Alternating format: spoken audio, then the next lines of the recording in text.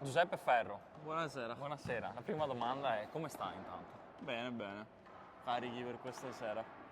Appunto, questa sera arriva il Rovigo qui in casa da noi e ci aspetta una sfida molto importante contro un avversario ostico. Che partita sarà? È una sfida, sicuramente sarà una sfida difficile perché appunto non li conosciamo, non ci abbiamo mai giocato contro appunto il Rovigo e non conoscendoli sicuramente cercheremo di fare il nostro gioco e vediamo come va.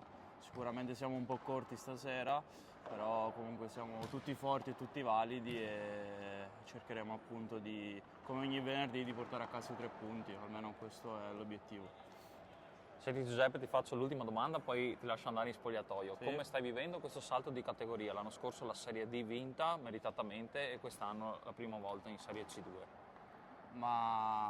Come prima volta in realtà ci ho già giocato in C2 e quest'anno diciamo la sto vivendo bene perché secondo me siamo veramente un bel gruppo e amalgamato anche dall'anno scorso e comunque arrivare ad una C2 che hai conquistato vincendo il campionato di Serie D sicuramente ti dà quella marcia in più nell'affrontarla, infatti finora si è visto